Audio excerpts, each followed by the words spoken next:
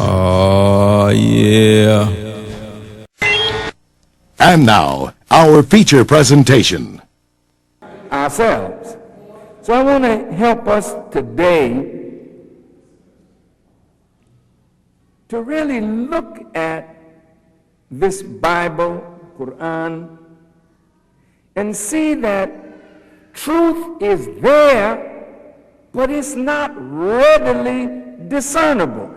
There are truths that you can read and instantly have an understanding of. But there are other parts of both the Bible and Holy Quran that we need help to understand it. Why? Because the prophets revealed what they revealed, and some of it was allegorical, some of it was parables, some of it was things to come in the future put in strange ways. So if you don't really dig and study, you may not come to understand. And even if you dig and study, it would take God himself to help us to understand the way the scripture has been put as a protection and also as an enemy who had it in his hand and wanting to confuse the persons who would read it. So today we want to try simply to unravel some beauty here that will make you feel very good about Jesus, and most important, very good about yourself. Now,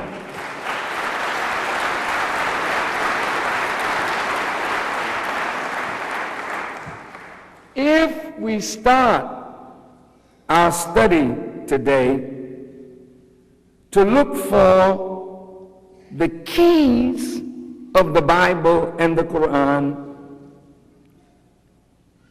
you would look for one. Where's God? Two, who are the people of God? Three, who is that special messenger of God? And why is Jesus the most important person of the scripture? If you start at the Genesis, you see God making a man and the man messing up. And ever since that man messed up, there's been a big mess up on the planet. And ever since there has been a mess up, meaning man has and woman have fallen from the place that God intended for us, God has always sent prophets into the world from time to time to reform, to explain, to guide, to warn, and to prophesy of things to come. Prophets became necessary when Satan causes man to fall. Somebody has to come to help man and woman get back up where God intended us to be. Those persons are called prophets, messengers of God.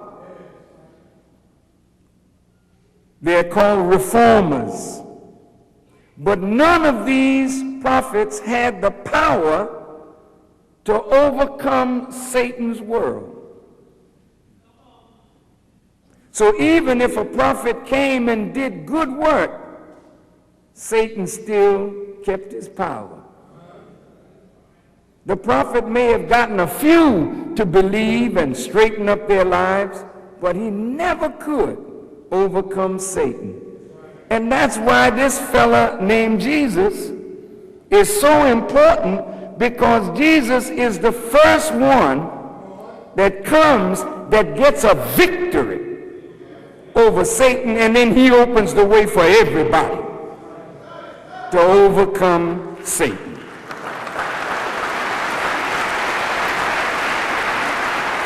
Now, in the past, you have been looking at Satan as a spirit. But spirits can't deceive you. Every spirit is in something of material. If you've ever been deceived, you've been deceived by somebody with a bad spirit. Is that right? So you can't think that Satan is some giant spirit out here deceiving people. People cannot be deceived except by people. So the first thing you got to understand is when God comes, he has to reveal Satan.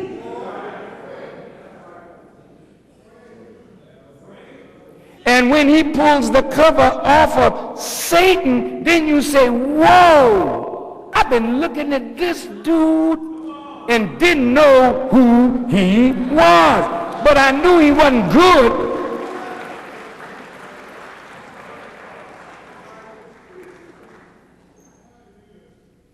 But each one of these prophets that come, they give us signs of what the Messiah would look like and the work that he would do on the coming of God.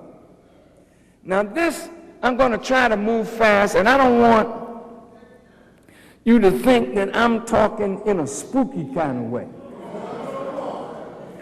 Because usually religion makes people think in spook terms. Spirits.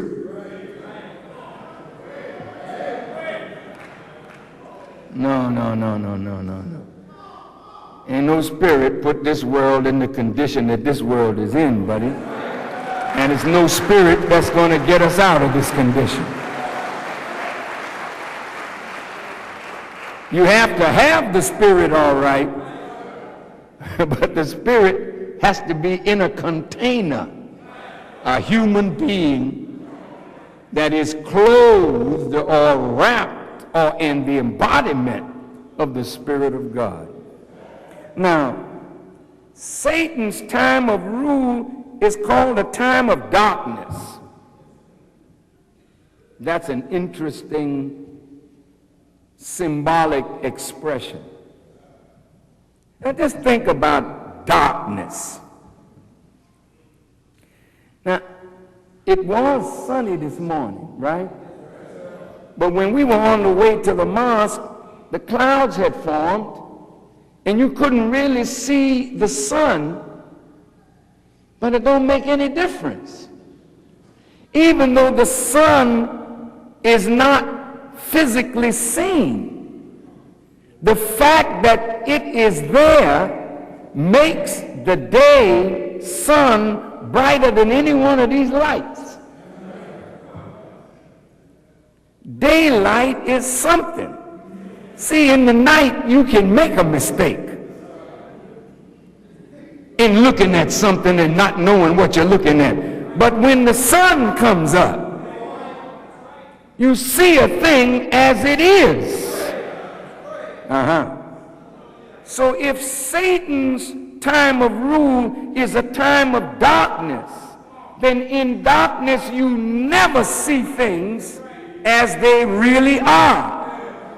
So under the darkness of Satan's rule, you don't see yourself, you don't see your brother, you don't see God, you don't see life as you should.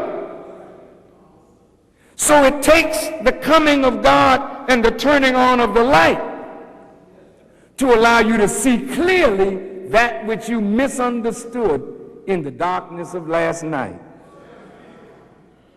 This book, Qur'an, calls this period of Satan's rule a time of darkness, and it talks about how God alternates night and day, and in it is a sign for those who would be reflective. But it also calls this period of Satan's dominance a transitory life, meaning when you're in this period, you're in transit. You're not where you were, and you're not where you're going to be.